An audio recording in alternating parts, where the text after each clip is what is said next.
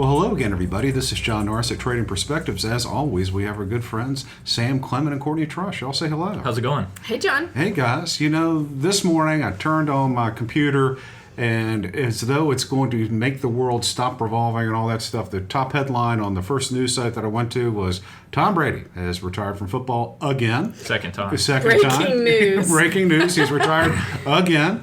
Which, you know, he's a 45-year-old man, which is young by business world standards. But 45 for the NFL, that's pushing it, my friend. That's pushing it. And really, truthfully, guys, what else did he have to prove? Well, he also had a pretty rough year, both on and off the field.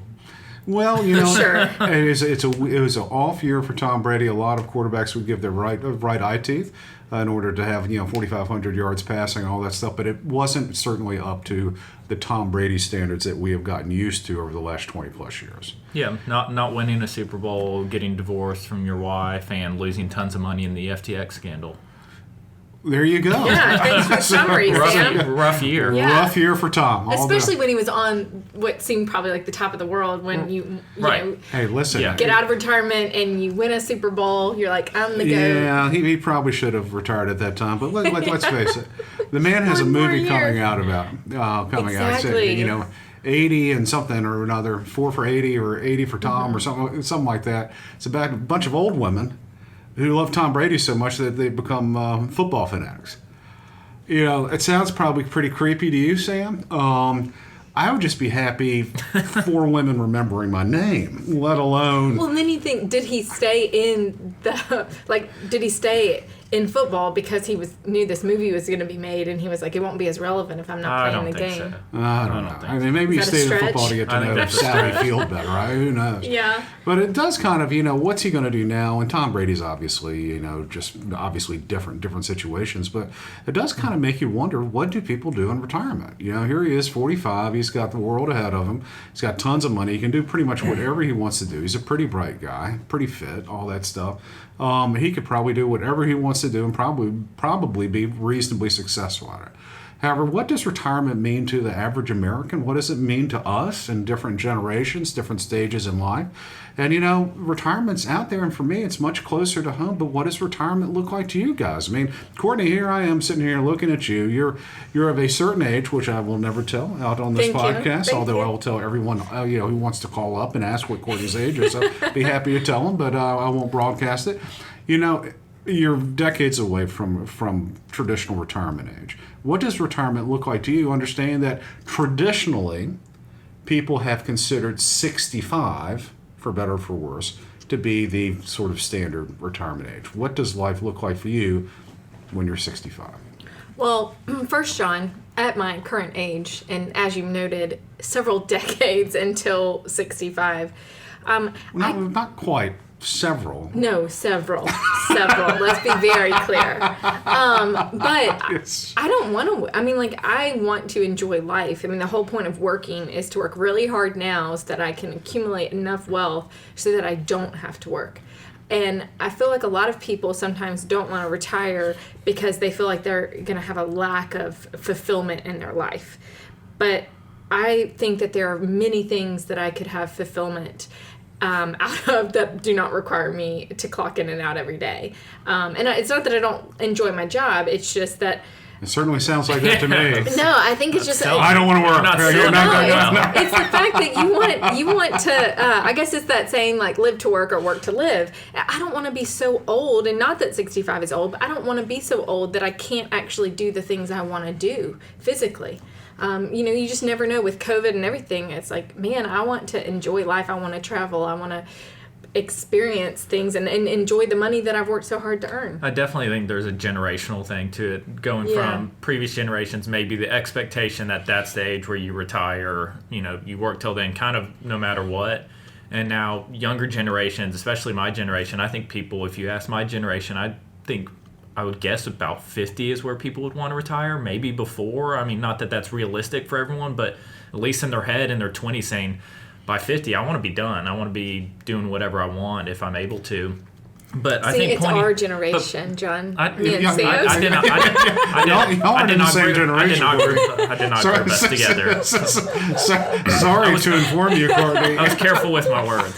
Thanks. But no, I think also pointing again what you said with Tom Brady being able to do something after. I mean, and he's already signed a several $100 million contract to be a game announcer. And, Oh, wow. for him, that's something. But I think that's the other thing, being in this industry, I think we've all seen people that retire and have nothing to do. Right. And how detrimental that is. So I think that's the important part, too. No matter what age you're going to retire, is finding something that you still like doing, still passionate about doing, whether it's becoming the best golfer you can or, finding some kind of hobby or maybe just finding a job that is just purely fun, not for the money kind of thing. So no matter what it is, I think that's the important side of it. Yeah, identifying things that bring fulfillment, things you enjoy, whether it's getting involved in your church or, it could be basket weaving. I know that's a great example. But I think too, Who weaves baskets? there are people who weave baskets or knitting. But it's also, for me, it's so much easier said, right? Because it's so far away. And, John, I'm curious from your perspective. It's not that far away for you. It really is. It really is. So rude. But John, I'm curious for you. I mean, you're past the age that Sam wants to retire. So rude. I feel like I could step out of this podcast. Just let y'all So go let me at it. tell you what I really think about you, Courtney. In truth, I don't have any intentions of ever completely retiring. And I think that's where the definition of retirement is different maybe for me than it might be for Sam and Sam's generation. People want to retire at 50. What they're thinking about is retiring from the 80-hour work week, Right. the 60, and having your whole identity focused on what your job is. Most of those people who retire at 50, and even people that have retired at 50 now, they find something else to do. Right. An entrepreneur is always going to be an entrepreneur. Someone who is so successful that they can retire at 50 is just wired a different way. They might not work as hard, they'll just work differently, Yeah. if you catch my drift. They'll Right. find some other pet project to do and probably, oh, by the way, make a bunch of money doing it as well. And on that same note, I mean, it's hard to put yourself in the shoes, especially for where I'm at. If people my age are wanting to retire when they're 50, well, a lot of times you end up, I know so many people who love what they're doing and say they want to do exactly what they're doing. Which is, unlike Courtney. Yeah, here. Courtney's trying to get out of here as quick as possible. Whereas you love it here, Yeah, right? I love it. I mean, I personally never want to retire. Yeah. But no, I think that's the hard part to tell too. Is it's not like football where you physically You physically can't do it any longer. People get to a point where it's like they may be at the peak of their career, love what they're doing, don't really view it as the drudgery of work that people dream of retiring away from. And maybe that's the thing. Their job could very easily be the part that they're passionate about, that, we tell people that they need to find something they're passionate about when they do retire. That Okay. could already be their job. But I also think that there are people who, and I know y'all are going to dog me on this, but I'm going to represent a group of people that we have not really hit on.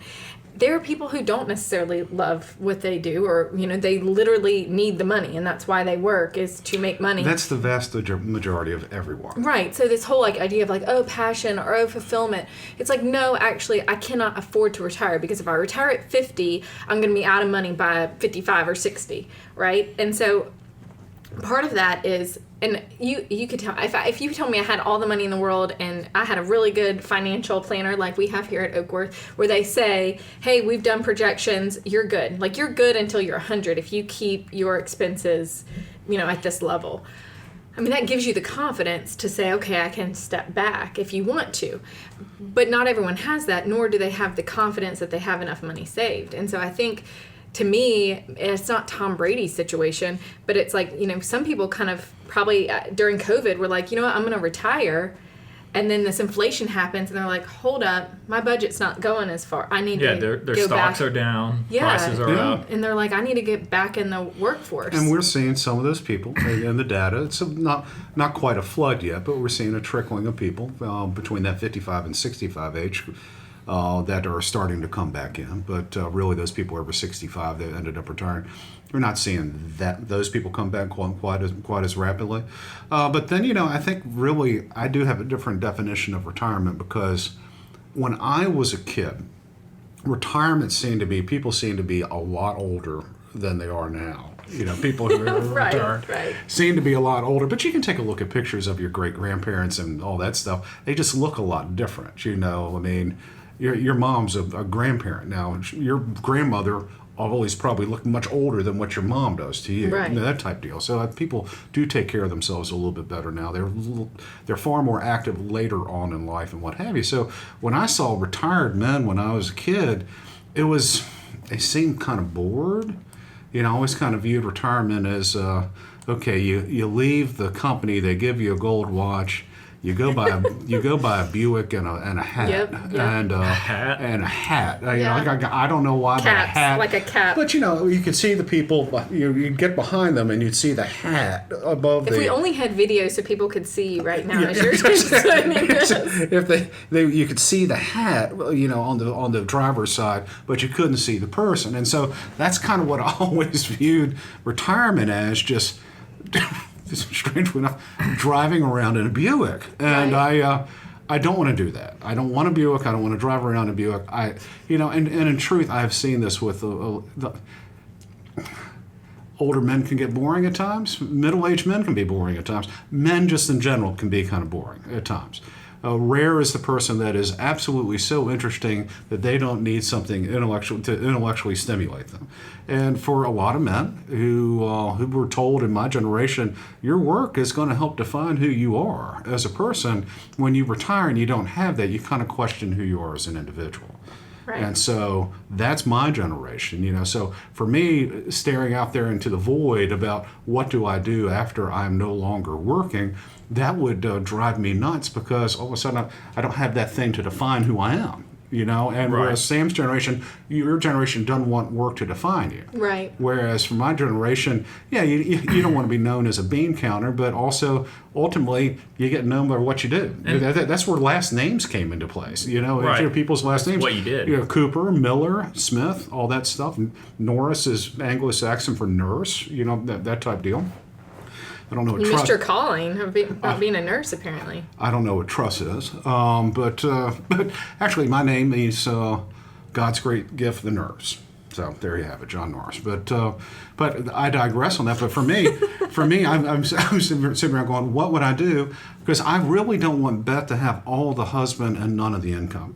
She is not going to like that situation enough. I can't play enough golf.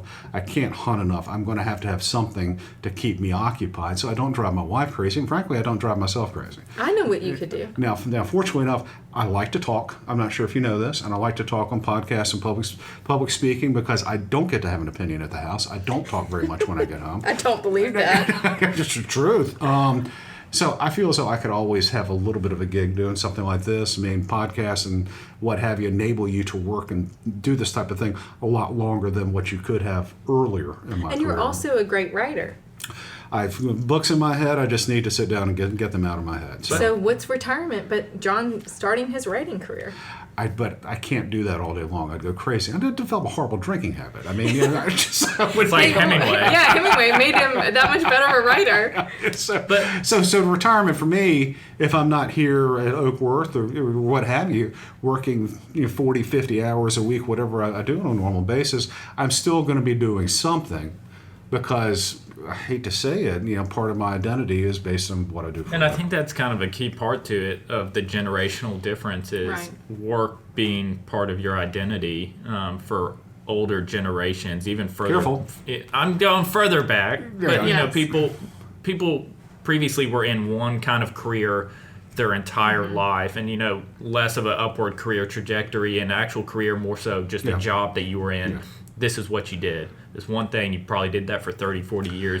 Where now people are really separating themselves, who they are, from what their job is. Yeah, and you think about your funeral, right? Like I think about my funeral, and I don't. I have What been is the to. matter with you? Trying to get out of work and No, thinking about her funeral. No, I'm just saying, like You're already wearing all black. Yeah, You are there wearing all go. black. Well, slimming.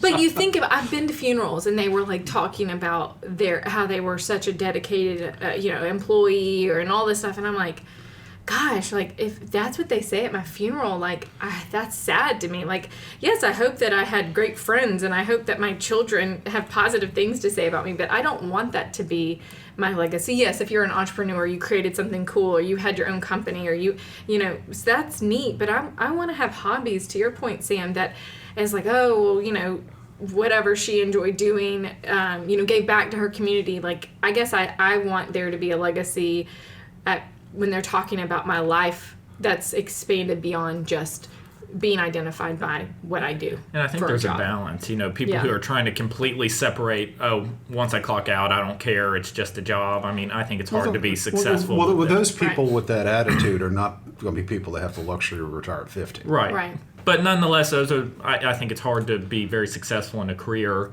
without caring some and somewhat identifying with it. Yeah. But then also, when your whole identity is your career, that can be a dangerous slope to go down. I think you can have work ethic, right? You can associate you have yourself. to. Right. You can associate It's yourself one of our with 5 core values. By the way. Yes, and also innovative and creative.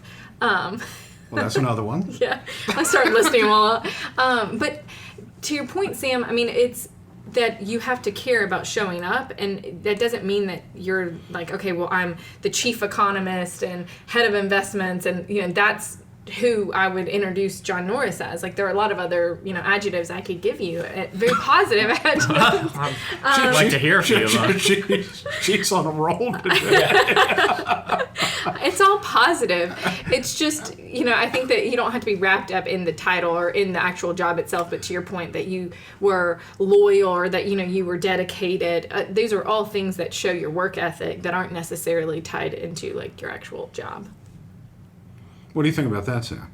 Yeah, I mean, I think there's a balance. I mean, I don't think having some identity and being proud of your job and who you are and your role and all that, who you work for, is a bad thing. But then, you know, if that's all that you identify yourself with, if there's a recession, you lose your job, whatever happens, get fired, quit, you can very quickly go down a slippery slope. And I think we've all seen that with people that are retiring, step away from their career. That was who they were, and then now they don't know who they are anymore. Well, I think I think you're absolutely right. When the pandemic hit, and all of a sudden you had all this upheaval, a lot of people really start questioning exactly who they were and what have you, and you start seeing that quiet quitting and people not wanting to be defined by their jobs, older people getting out of the workforce and what have you. And in a lot of ways, it was kind of an awakening for a lot of folks. Just who am I? Who are these people that I've surrounded myself with, and do I really like it? And unfortunately for a lot of people, they decided that they didn't. And that's why I think we've seen so much sort of mental angst in our society is we have a real lack of confidence in who we are. And I think really the pandemic brought on a huge chunk of that. So, but even so, Sam, I mean, you were so much further away from retirement than either Courtney or I are. Thanks, John. What would retirement look like to a young man such as yourself right now? Is it the buy a hat, get a Buick, drive around and be bored? No, I think it's I would probably envision myself still kind of working somewhat. You know, I've always joked that I would work at the pro shop at the golf course that I loved playing at and do that for 10, 15 hours a week and play golf. And I mean, listen, you know, you go to some of these towns, you know, golf towns on the beach or whatever, you see a lot of retired policemen and firefighters are the starters at the golf right. Or even snow, like during snow season, a lot of people go that are work at helping a you. ski lift or something. I don't know. Free, they get to ski for free. I imagine retirement living or at least part of the year, whatever it looks like, living in the places where I love being already and love to do, whether it's the mountains and snowboarding, which I love, or at the beach or whatever, and also having some kind of role in something that I'm still doing. So do you hope to get some sort of cool nickname or something like that if you're out in the mountains, kind of the old man Sam the Shredder, stuff like that? Sure, why not? Something like the that. Silver Shredder. With the Silver Shredder, I like it. Sure, why not? Yeah. And how about you, Courtney? I just want to travel and be more involved in my church and not be stressed. That's my thing. That's your thing. That's that's your what I retirement. look forward to. I want to read books and I honestly, Sounds I like just you look haven't thought forward. this out. I really just look forward to when my children are out of the house. I mean, I love them so much, and I know everyone always says like, enjoy these years. You're never gonna have them back, and that's so true. And I am soaking it up. But I have to have a plan. Like my life does not revolve around my children. It does seem like that right now, but Of course it does. You know, I got news for you. That doesn't change. but see, you are on the other side of that. Your kids are no longer in your home, and it can be you and Beth, and it's like you make plans, just the two of you, and that's what I look forward to is making plans for the two of us. And we Listen, don't have you and to, I aren't going anywhere, if that's what you're talking about. There's a disconnect here, but anyways, I am looking forward to. But I'm probably 30 years out. Okay. Maybe not quite 30. Like Listen, if you want to say that, years. that's okay. And I hear what you're saying. I mean, but for me, being probably close to 30 years out myself, I'm thinking that. 30 years out of retirement. Well, maybe. Do you close- plan to survive? Are those freckles? Lordy. Are those freckles on your hand or liver spots? I'm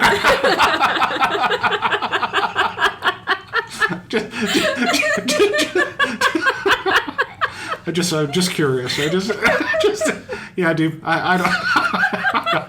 I don't know. Retirement to me it does not seem as far away as it could or should, but I do feel as though I will still be active in some form or fashion just to keep my wits about me and keep Beth from going crazy. So I don't know exactly what it looks like. Probably be something like this, just some riding, maybe occasionally having a public Speaking appearance vision, somewhere yeah. or something like that, or maybe being held on here as sort of economist emeritus and let Clement pull me out of the ether periodically to I don't know, do something like that. Sounds fun. So there you go. Well, guys, I don't know how much we did other than really just kind of tease Courtney a lot, who teased me in turn. But, we did talk about retirement, and it is different for the three generations that we have represented here and also three different stages in life, exactly what retirement looks like. So it's interesting. What does retirement look like to you? And ask yourself that. Do you have enough money? And what would that mean for your personal identity? These are all questions that need to be asked before you do decide to quit whatever you're currently doing. With that, we always love to hear from you. Also, if you have any comments or questions, please, by all means, let us know. You can always drop us a line at tradingperspectives@oakworth.com, or you can leave us a review on the podcast outlet of your choice. As always, if you're interested in reading more or hearing more of what we have to say or what we think, you can always go to oakworth.com, take a look underneath the Thought Leadership tab, and find all kinds of exciting information. With that, I'm going to give you guys the last chance to say something on retirement. That's all I got. So, John. That's all I've got today, too. Y'all take care.